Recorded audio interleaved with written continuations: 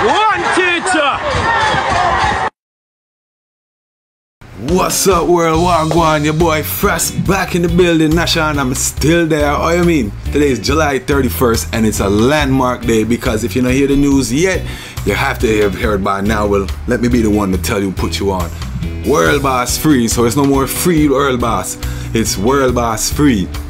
Yes, and DJ Palmer, Vybz Kartel, Sean Storm, and the two other co-defendants have been released today. The Court of Appeals, they have decided not to go through with a retrial, and for the Gaza fans, definitely an exciting day for the family of Lizard. If they hold Kartel them accountable for the missing or deceased, then it's a somber day for them. So our hearts are still gonna go out to them, our thoughts.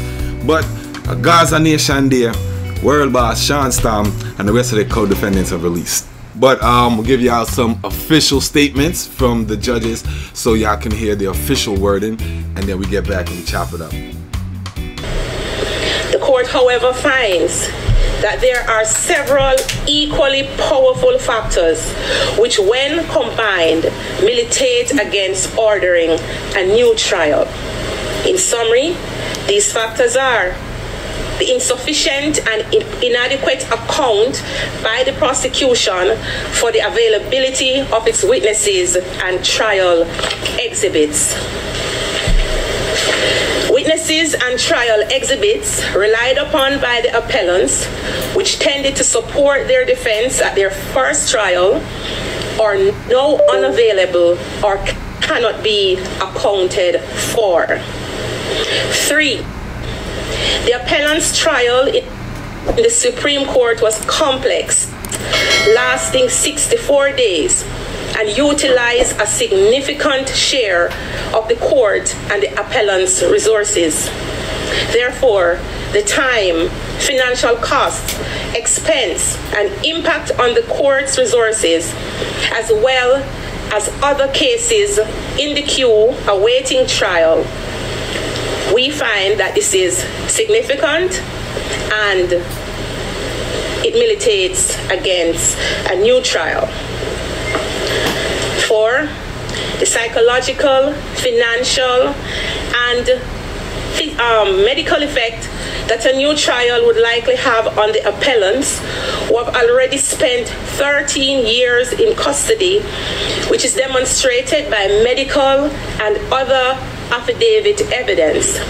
We look at the medical problems relating to the appellant Palmer, which came through medical reports that stand unchallenged by the Crown and therefore speak to declining health in the penal institution. The court looks at the lapse of time between the commission of the alleged offense and the likely time in which a new trial would take place, which would, in our estimation, be at least 15 years. We find that to be inordinate. 6. The unjustifiable interference with the appellant's constitutional rights to a fair hearing within a reasonable time under Section 16 of the Constitution of Jamaica, and the potential for that breach or interference, we should say continuing, if a new trial is ordered.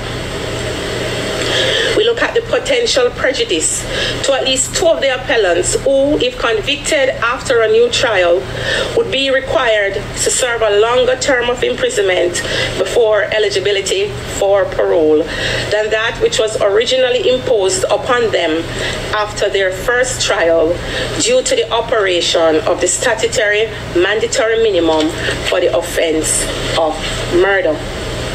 The court looks at other factors which it did not see swinging the pendulum either way, and our judgment will explain it all. We find that the submissions regarding pre-trial publicity did not assist the appellants. We find that pretrial publicity is such that you would have to prove that it is impossible to obtain a fair trial, and that question is one for the trial court.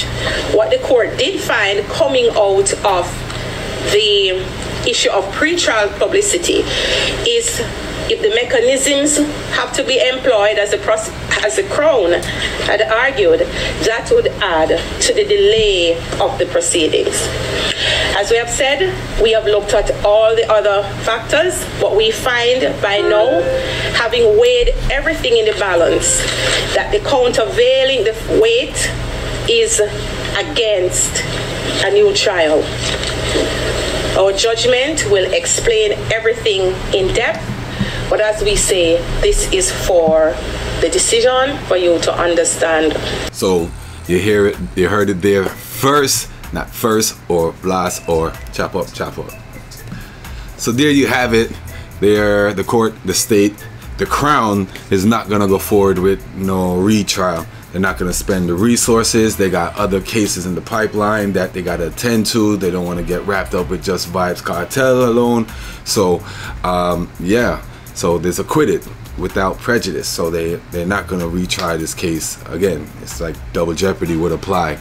But you should have seen the swarm of people. But anybody would have known, said they was gonna have a swarm. Like, how much people was there? There's gotta be a couple hundred people well in front of the courthouse. They were chanting "Free World Boss."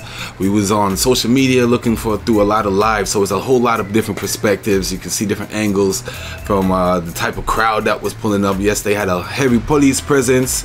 The military, I don't know, they dress up in our military, so I call it military, but they definitely made their presence known, you know, making sure there wasn't going to be a frenzy. You know, a ruling like this would definitely cause some type of excitement. If it goes the other way around, you know, might turn into a riot. You know how we do. But yeah, check out some of the footage here. You can see some of the people them that pile up.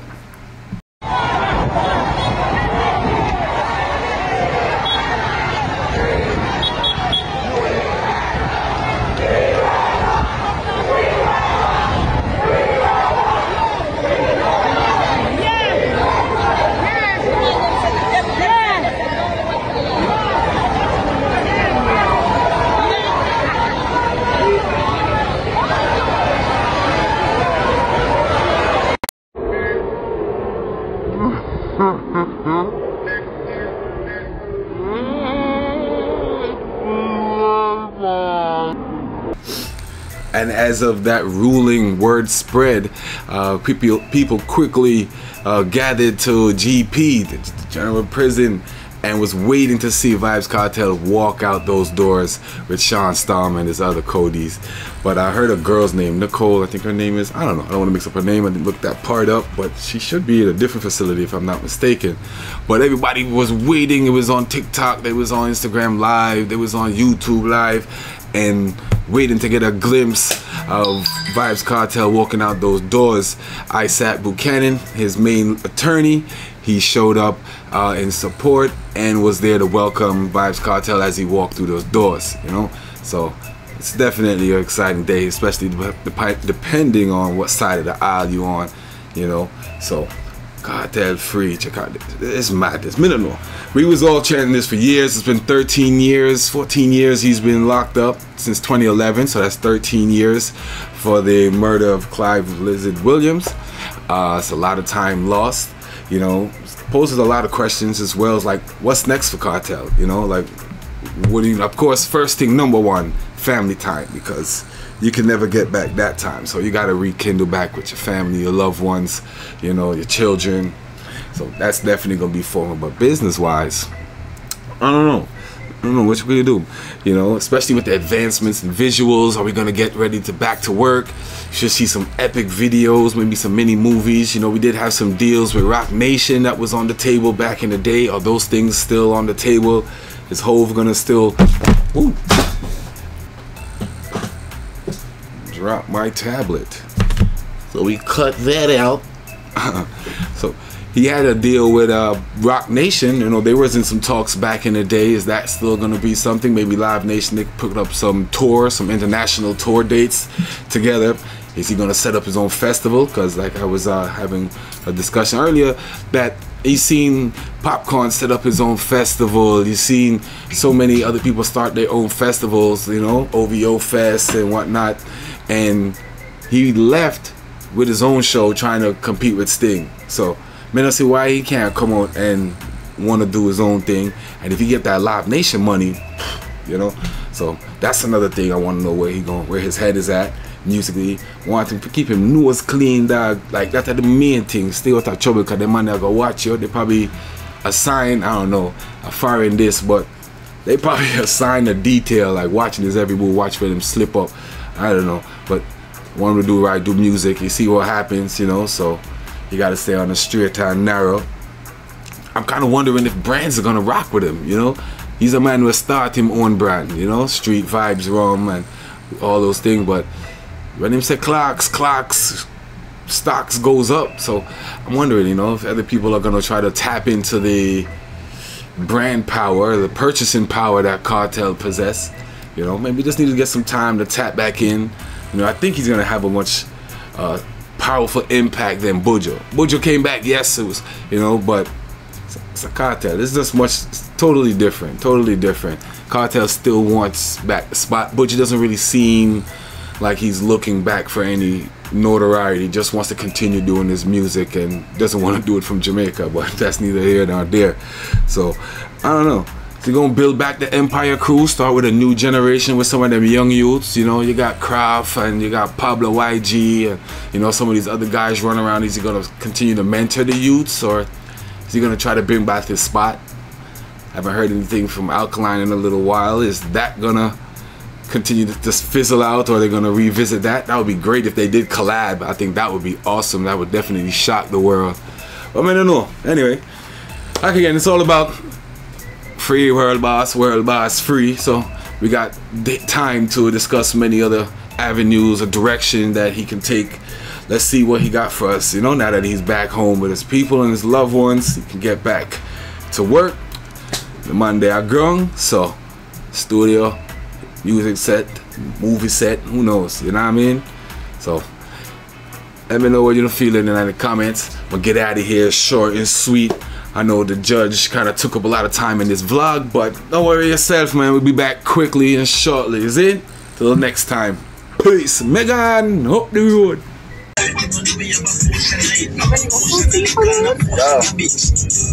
One done.